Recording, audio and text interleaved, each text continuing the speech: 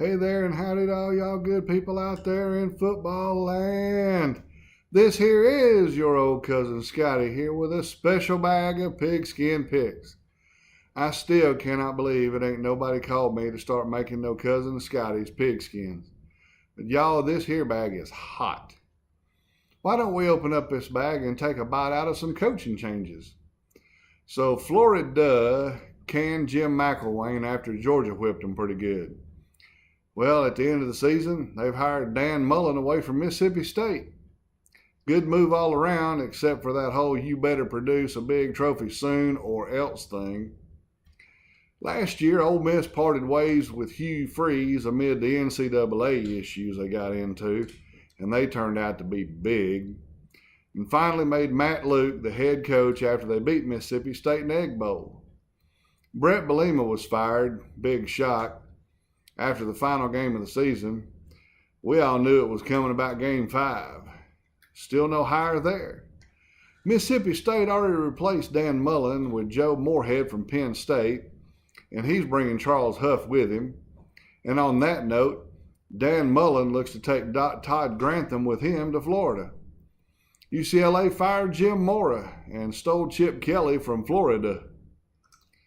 Texas A&M has fired Kevin Sumlin, and they seem to maybe have a replacement. Yep, the highest paid coach in the nation, Jimbo Fisher. The deal ain't complete yet, but the Christmas tree that was left out on Jimbo's yard this week says at least the fans are done with him. Arizona State fired Todd Graham and hired Herm Edwards. The deal's done, but the college press has got to put his signature on it, and he's out of the country. Nebraska fired Mike Riley and looks to have Scott Frost coming home to Lincoln as the new head coach. Okay. Now to the 800-pound gorilla in the room. Tennessee. This cluster flop has roots. We're going to get in the way on back machine and take a look at the ghost of UT past. Remember back when UT made a bunch of promises to David Cutcliffe, then turned around and extended Philip Fulmer's contract? Cutcliffe bailed, Fulmer failed, and then he gets fired a year later. Enter Lane Kiffin. And at the end of the season, by the dark of night and police escort, exit Lane Kiffin. By the way, he's a good offensive coordinator, but he is a horrible head coach.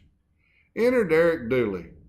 Lots of sideline antics, not much real coaching for a couple of years, but we did, however, get the Dooley rule. You know that one, if the offense gets a penalty or an injury in the final couple of minutes of the game, they run 10 seconds off the clock? Then came the savior, Butch Jones, the man to save UT football and bring it back to prominence. Nice try, but they ain't even relevant now. So 5 years later, exit Butch, enter Greg Schiano, exit Greg Schiano before he ever touches foot in Knoxville. The AD at UT is a joke. He ain't the first useless AD in the last 10 years, but my goodness, what has happened in Knoxville? John Curry needed firing. Get a high-dollar, high-profile AD? Forget about next year. It is far too late for that anyway. Use the interims you got until you can find the right guy and then move on. Okay, let's move on to some games. Whoop, update, this just in. John Curry was fired on Friday. I was writing this on Thursday, and Philip Fulmer has been named the AD at Tennessee for 2 years. First and second intelligent things in this story for Tennessee. Well, here we go. Arlington, Texas, December 2nd, 2017. The Big 12 Championship. The Boomer Sooner wagon train will roll into the house that Jerry built and try to punch a ticket into playoff history. Why not? They're 11-1. They already beat TCU a couple of weeks ago. Their QB's going to win the Heisman Trophy. So why not a playoff spot? Sure, win today and you're in. Whoop, hold on. Texas Christian may have the freakiest mascot in football. You know, the horned frog. Of all the critters in Texas, they had to pick that one. Wasn't frogs in them plagues that God rolled out on them Jews back in Egypt in the Bible? Well, this is Texas Christian University, for Pete's sake. I guess it's better than the sheep herders or the stone flingers. Ain't none of that any reason to count 'em out, though. The way I see it, the Frog is getting gooder by the week. That was for Mama. TCU should shock the Sooners in how well they prepared for this game. It's always hard to beat the same team twice in a year. And it might even take some fourth quarter Heisman savvy to pull out a win for the second time this year. Cousin Scotty's going to go ahead and pick Oklahoma, but TCU, they might just sneak up on them.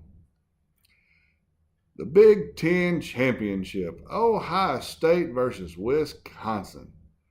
So Urban Meyer has managed to get State back into the hunt for a playoff bid. At 10-2, he's had a normal year for Ohio State. When you play one of the weakest schedules in the country, of any major school that is, it's easy to see why they stand there. Y'all come on down here to the south and see how yous get on. So now they have to put up or shut up. What's going to happen in Indianapolis this evening? Wisconsin is going to come prepared to play. At 12-0, they're the conference leader. But somehow or another, they a 6.5-point underdog in this game. So the Badgers take the field. They scratch and claw through the game. If they can beat Wisconsin and control the tempo for 60 minutes, they're in the playoffs. The Columbus Nuts believe they're entitled to play in the national title every single year. The Wisconsin faithful say, no way, this is our time. Cousin Scotty's pick, Wisconsin. The Pac-12 Championship, USC versus Stanford. By the time this hits the air, the fun in Levi Stadium will be over and the championship trophy will be won. The Trojans jumped out to a 7-0 lead in the first. Stanford rallied back with a couple of TDs in the second. USC put up 10 more points. In the third, they both got a touchdown. At the start of the fourth quarter, USC was up 24-21. The Trojans are supposed to win this by 2.5, so at least they've covered the line. There's little doubt that either of these teams can get into the playoffs, but a Rose Bowl bid would be great for them. But that won't happen either. The winner here will go to Glendale, Arizona to play the loser of the Big Ten title game. I guess it ain't a real bad consolation prize playing in the Fiesta Bowl. Just seems weird that the Pac-12 ain't even relevant when we talk about the playoff picture. Better luck next year. Well, some real sloppy play and a weak O-line caused the Cardinal to come up with a goose egg from the 1-yard line. Then the Trojans marched 99 yards down the field to go up by 10. Then Stanford managed to cut the lead to 3, but failed on their onside kick attempt. Cousin Scotty picked USC, and they did win, and they actually covered that 2.5-point line. All right, back here to the south. Let's get ourselves on into Charlotte, North Carolina. ACC Championship, Miami versus Clemson. Bank of America Stadium. Clem and his son are back. The third straight year. They done 1-2 and looked to hit not only the trifecta, but repeat their performance in the playoffs. How far can they go? Miami says the upstate Rock Rubbers are done. Mark Richt wants to give his bunch of gold chains out to the defense on Saturday, and they will play every down like it's their last. Fast on D, got one of them elusive offensive backfields. Do they match up with Clemson? Can the crew from Coral Gables end the Clemson run? Maybe next year, Mark. But for now, Cousin Scotty's pick, Clemson again. All right, let's get our way on over to Atlanta about 4 o'clock on Saturday. The SEC Championship, Auburn versus Georgia. Here we go. Again. This time it's all different, though. It's a long way from Toomer's Corner. Only half of the Mercedes-Benz Stadium is going to be wearing blue and orange. The noise level will be insane. The other half of the folks in the house will be wearing red and black. The one guy UGA and Bama could not contain, Kerryon Johnson, may or may not play. If he sits out, Auburn is in trouble big. If he plays and gets hurt worse, the NFL is not going to be happy with this kid. Either way, the Dogs know what to expect. The Tigers got beat up pretty bad with Alabama in the Iron Bowl last week. The Dogs had their way with Tech in Atlanta, and the good old-fashioned hate round 2 is upon us. Does Auburn ruin Georgia's playoff hopes? Can the Dogs stop the Tiger train short of an SEC title? The last one was a blowout. This time, don't count on that. It might take us down to the last 30 seconds before we know who gets the trophy. And a trip to Playoffville. Y'all ain't gonna believe this. Y'all know me, I love my Red Clay Hounds from Athens. But Cousin Scotty's pick in a very close one. Grace and David, y'all just shut up. Auburn. Well, that is championship week. Y'all know the drill. I ain't responsible for no betting stuff. It's all on you. I had fun doing this, and I hope y'all enjoyed it. Hard to believe we just 23 days out of Christmas. Bowl season starts in a week or so.